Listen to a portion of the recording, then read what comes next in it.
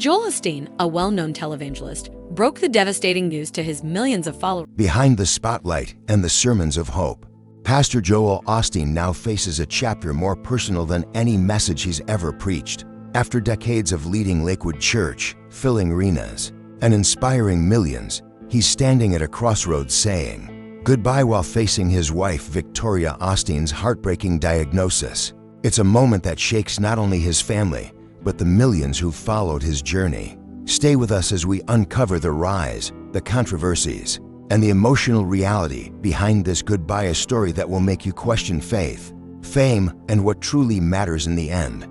Joel Osteen was born on March 5, 1963, in Houston, Texas, into a family destined to shape modern Christianity.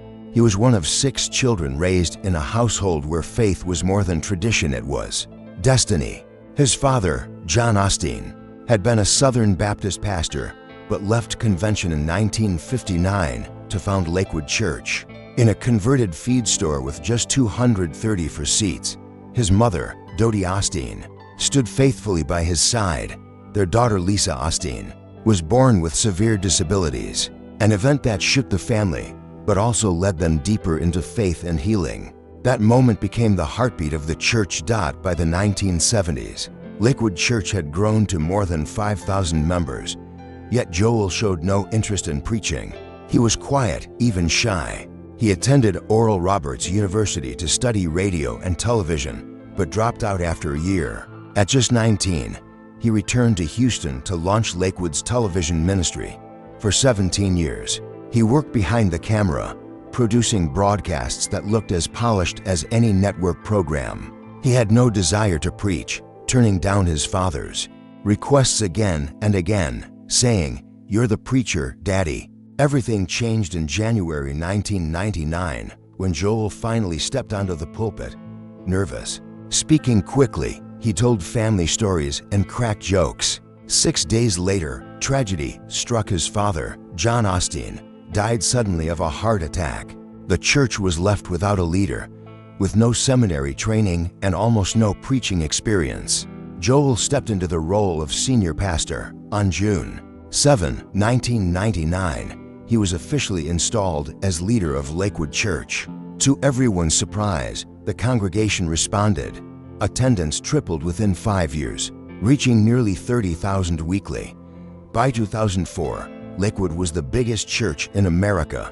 The original sanctuary couldn't contain the crowds. In 2003, Lakewood leased the Compaq Center, former home of the Houston Rockets, for $12 million.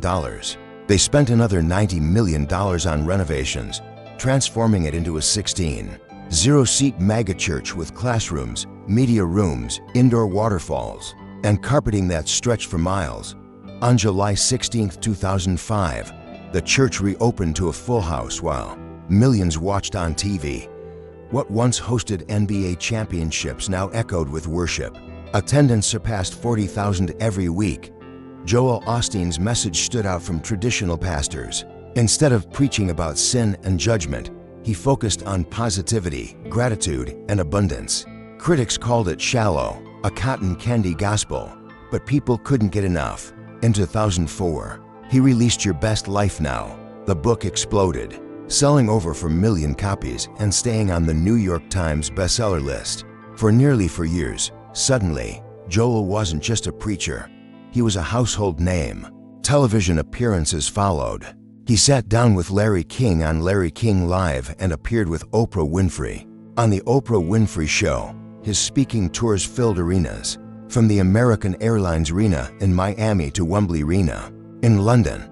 Tickets sold for $15 each, and his speaking fees reached $200,000 per event. His books and merchandise created a personal fortune estimated at $50 to $100 million. While he stopped taking a salary from Lakewood Church in 2005, he and his wife Victoria Osteen lived in a 17,000-square-foot Houston mansion worth $16 million and owned a second home valued at $3 million. At the center of this empire was the prosperity gospel, the teaching that faith, positive words, and giving can bring health, wealth, and success. Joel Osteen declared that God wanted people to live in abundance, not struggle. for millions. That message was comforting. For critics, it was dangerous. They accused him of blaming the poor for their suffering and preaching Christianity without sacrifice. Theologians called it Christianity without a cross. Michael Horton described his sermons as fortune cookie theology, sweet but shallow. Financial controversies only added fuel to the debate. Lakewood Church reported an annual budget of $90 million, but only $1.2 million, just 1.3%, went to missions and outreach. Meanwhile, $31 million funded weekly services, $25 million covered TV broadcasts, and millions more paid for events like Night of Hope. In 2020, during the COVID-19 pandemic, Lakewood accepted a $4.4 million federal Paycheck Protection Program loan, sparking outrage. Though they repaid it in 2021, the damage to their reputation was lasting. Legal trouble followed as well. In 2011, the band The American Dollar sued Lakewood for $3 million, claiming their music had been used without permission. The church won, but the case showed the size of their media empire. In 2014, a family accused an usher of injuring their 18-month-old daughter during a service. The case was settled for $15,000, raising questions about safety inside the MAGA church. Then came a tragedy that shook the congregation to its core. On February 11, 2024, during a Spanish-language service, a woman named Genesee Ivan Moreno entered Lakewood Church with her 7-year-old son. Under her trench coat, she carried an AR-15 rifle. Moments later, she opened fire, unleashing 30 rounds. 2 off-duty officers returned fire, killing her, but not before her son Samuel was shot in the head. The boy survived after multiple brain surgeries, but his life was forever changed. Investigators revealed Moreno had schizophrenia, extremist writings, and had purchased her weapon legally just months earlier. The attack exposed flaws in Lakewood's security. Through all of this, Joel Osteen hasn't stood alone. His wife Victoria, whom he met in 1985 at a jewelry store, has become co-pastor of Lakewood and a best-selling author. In 2025, she released her book Grace to Go and launched the podcast Victoria and Friends. Their children, Jonathan Osteen and Alexandra Osteen, have stepped into ministry as worship leaders, songwriters, and even preachers.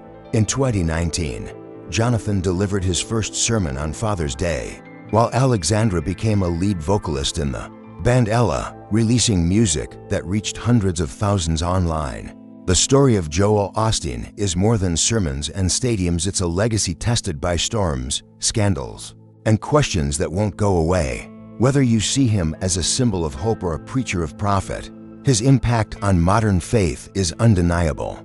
But the final chapter of his legacy is still being written. If this story moved you, don't forget to like this video, share it with others, and subscribe for more powerful deep dives into lives that shaped our world. Thanks for watching.